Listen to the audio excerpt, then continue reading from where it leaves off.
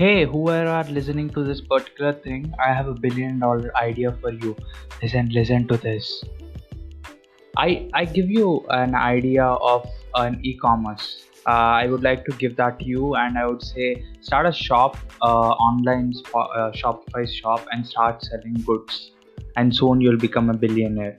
If I said this particular thing to you, would you be able to actually build that kind of an empire that Amazon has built or Jeff Bezos has achieved? Just think of it, right? So this podcast episode is all going to be about startup ideas. How important are they, and is it really good to share your startup ideas with others, or is it like not good to share? Something that we are going to have a dive deep into this particular thing, and also I'm going to let you know more about like how to validate this particular idea, what are the different types of ideas, startup ideas that you can come across, and what things have to be taken care at each and every step. So let's get right into it. Why you should consider sharing your idea, and what you should share about that particular idea is what is the most important thing, which we will be discussing throughout. So before anything, there is one particular thing, is that what is an idea? You just need to know about that particular thing. There are two types of ideas that generally pop up to any human's mind. One is a type of idea which is just for an entertainment. You can get an idea to say that let us plant flowers, right? If it is just for an entertainment purpose, that which you're not looking to scale it so big, it's just for your personal satisfaction, that belongs to the first category, which I call type 1, which is according to me. The second type of a category is where you're getting an idea, trying to create and capitalize on that particular idea and to make money out of it. This is the second kind of idea which we are going to delve deep on, which we'll be focusing on, because if it is a startup, if it is a product or a service, definitely we need to make money. It is what we are wanting in a particular business. There are different stages for the ideation as well. What I consider in broad is like we have 4 stages of ideation, is what I call. One is the naive idea stage, where something just comes up while having a shower, and you think like, oh, I can start a grocery store because there's no grocery store in our street. That is a naive idea.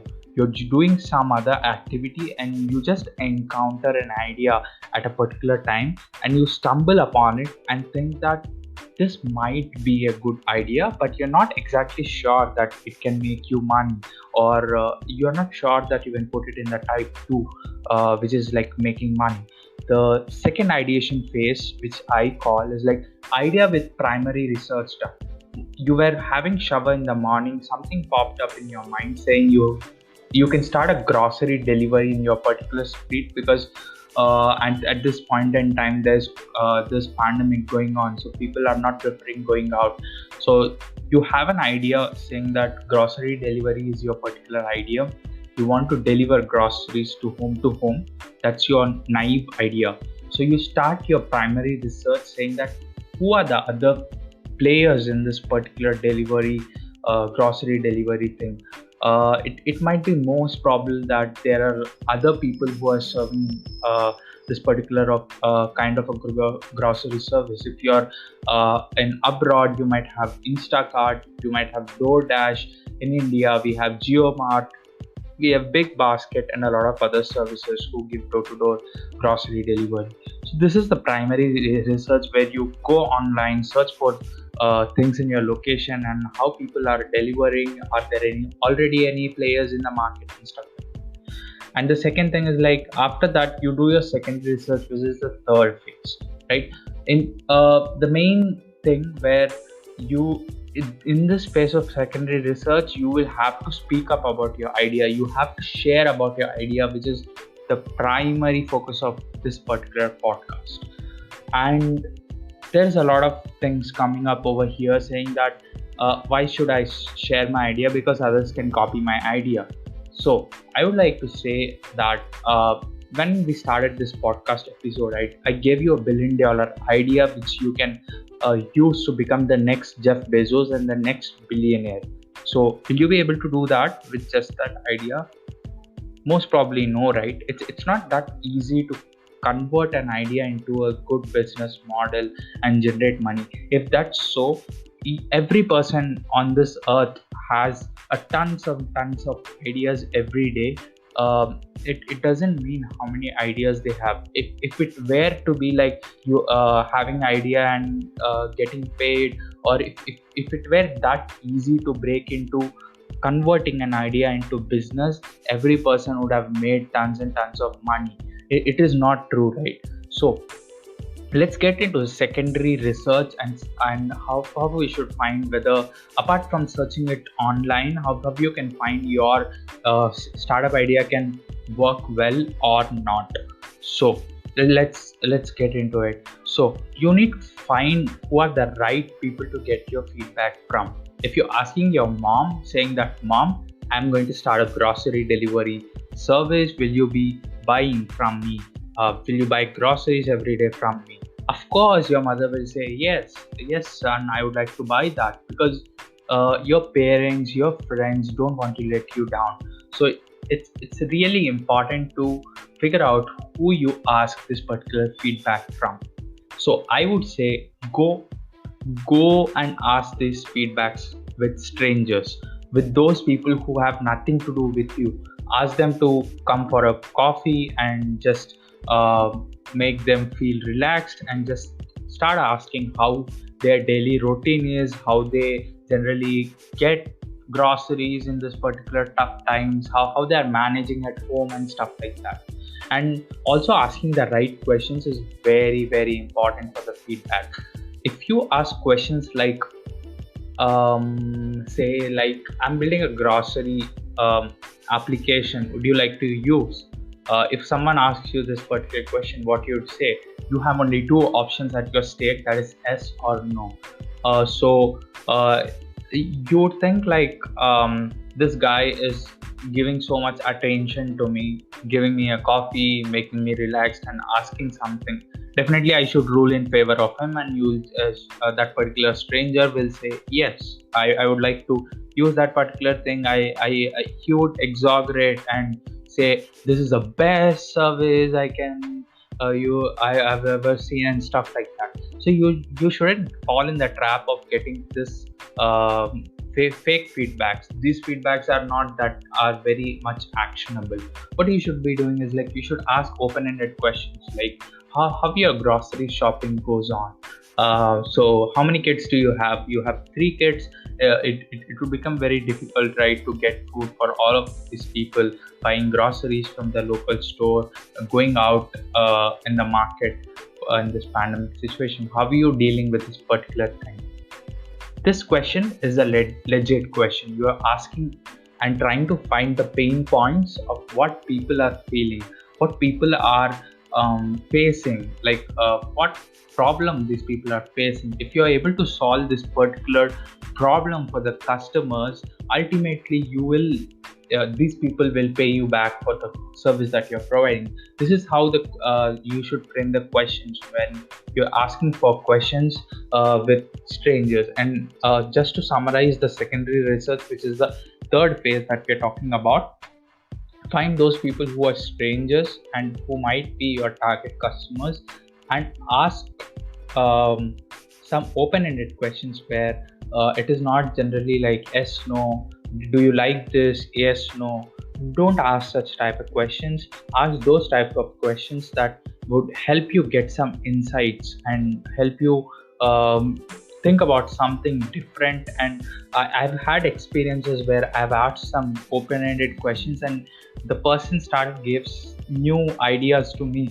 I was like, oh, this can also be done. So it's the art of asking right questions to the right people that uncovers a lot of stuff for you, and it could really help you a lot while building your MVP or any other particular stuff. By the way, MVP is minimum viable product, which we'll be discussing further in this particular episode. And also in my podcast, I will definitely include another episode for MVP as well. So next, we have got a naive idea. We have done our primary research online. We have done our secondary research by talking to people offline. These three are done for now. The next particular thing is like you have written up some notes in your secondary research, or if you should definitely record those conversations with the stranger at the coffee shop or something like that, and you need to pick up points and the problems that he has stated in the third phase. And next, fourth phase is preparing something tangible worth showing and collecting feedback. This is something which is very close to, you can say, a minimum viable product kind of, but it shouldn't be a product which is, it may or may not be a product which is completely made of that kind of code and stuff like that. And what you can do is like you can use paper wireframes, you can draw it on paper, you can use software to create prototypes, mockups and stuff like that. So more in detail in another episode. I don't want to get into it right now. We are just seeing the flow of how whenever you get an idea of what are the basic steps that you can do about that. So finding if people are really ready to pay for your product and the problem that your product is solving is really important. For achieving and knowing about this particular thing, you need to definitely try out this phase 4, which includes preparing something tangible. As I said, you can use paper mockups, you can use softwares which would help you create flows, create app-like things without any code in just 15 to 20 minutes or half an hour of your time.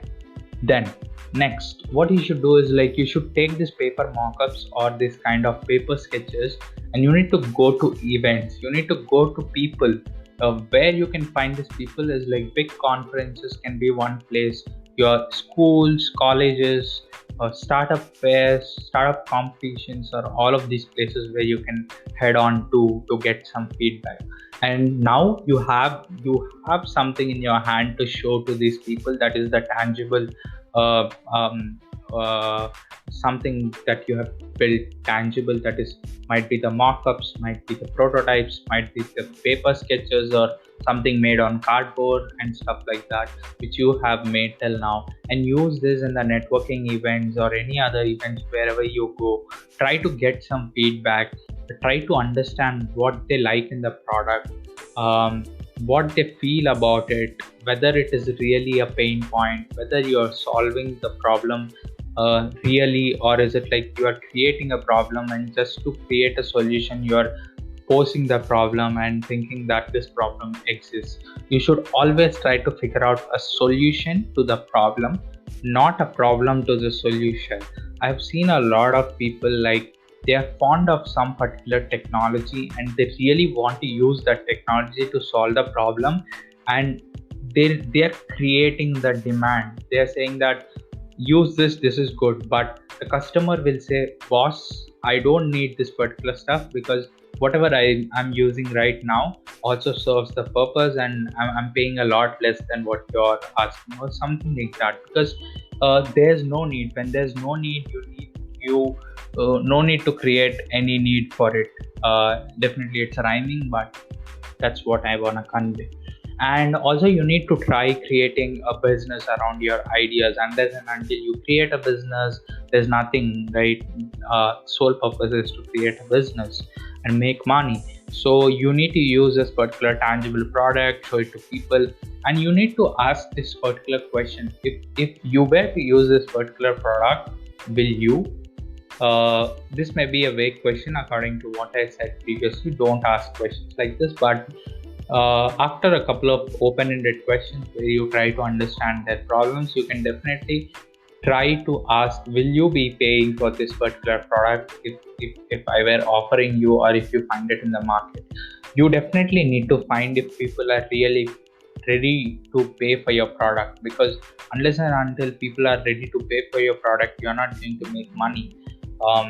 And there's another idea of like vitamins and painkillers, which I will be talking about in another video. So with vitamins and painkillers are types of products which people look for it, which is definitely necessary to have and good to have, kind of, which we'll be talking in another episode, right? So after that particular thing is like, one thing I would like to say, a lot of people say mine is a unique idea.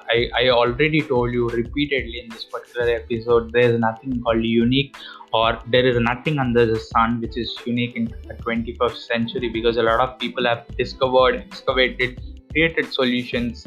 There might be some timing issues which you can try it out some later point in time. Some ideas might work in the 2010, which are not working right now. There might be some ideas which were built in 2010. The market wasn't ready, so people have failed at this particular idea. You can try it out if the market is willing to accommodate that particular solution right now. You can do that. And after that, what you need to do is like, you need to find that if people are ready to pay. That's we have seen about that. And I would like to say, unless and until your software or your service is proprietary or something that's new, that's that no one knows in the market, you you can, if it is something like proprietary or people no one know about it, you can keep it secret for some time and get it patented, and after that you can start sharing. But if it is something that everyone has access to, everyone can build that particular thing, it is good to start sharing and getting more insights, right? I've told more about how I would go about creating some tangible assets that I can show and get feedback. In short, just to summarize, go ahead by creating wireframes or write a document with the specifications and other stuff which your product is supposed to solve and what your idea is. Then this document is easy to make, but it is not easy to consume, right?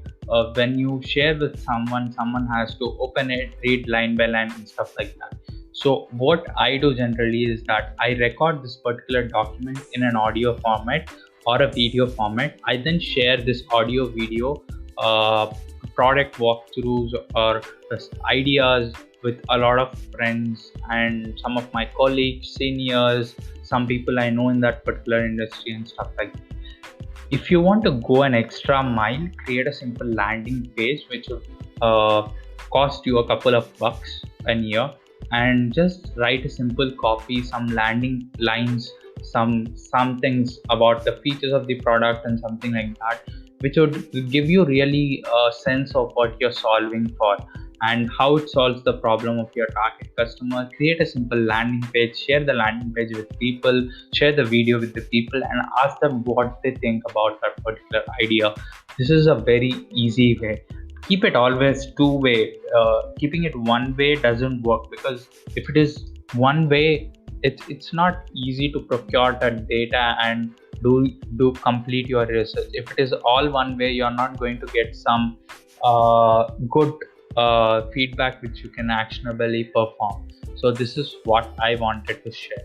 We'll discuss more about doing research, building MVP and other stuff in another episode. So just to do this particular thing, I wanted to give you a walkthrough about how it would be going about a new startup idea. So one more very important thing is like, when you get this tangible assets, mockups or stuff like that, and a landing page, if you would like to try to get on a call with some people who are really enthusiastic about your particular idea. These people might be your early adopters. These people would be readily willing to pay a small token and start using your product. Get those kind of people on a call, start talking with them.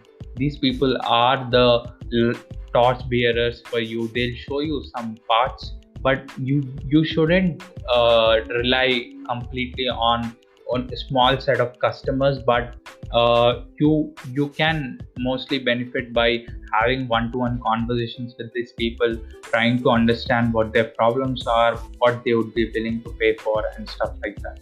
So learning from these feedbacks, you can actually then go about iterating with the learnings that you have had and putting those feedback into action and creating those loops and building something which you can show it again and again. And finally, when done, you can hire a team and build the MVP and the code and stuff like that, which I'll be sharing in another episode, how we go about doing that stuff. So just to wrap up, ideas are not great, execution is. Ideas are not powerful, execution is. There are a lot of different ideas, a lot of people have failed, but some have succeeded. The only difference between those people who have succeeded at that particular idea and those who have not is the team, the effort, the type of execution they have performed on that particular idea. It pretty much depends on the demographics as well. Some things work for some countries at some time, because if the same idea could have failed 5 years back if you have tried to implement at this point of time. So there are a lot of strings attached, but you need to make the right research, you need to make some right calls and go about doing and going ahead with all of those stuff. So if you have gained any insights, I would urge you to subscribe to this podcast, because this is more of a practical podcast where I'm going to share about like how to build startup products, how to build on ideas, how to create some strategies. These are all going to be walkthroughs and from my own experiences by working with startups. So nothing of this particular episode is just an exaggeration. It's everything that I've practiced throughout my entrepreneurship journey and building startup products. So we'll have separate dedicated episodes for other specific actions as well as other lessons and stuff like that. But for now, this is it. I hope you have liked the podcast content, because this is the first episode of the podcast content. So I'm really waiting to hear back some positive feedback from you guys. And you can check the show notes below for a detailed notes about everything that we have spoken. And I will see you in the next one.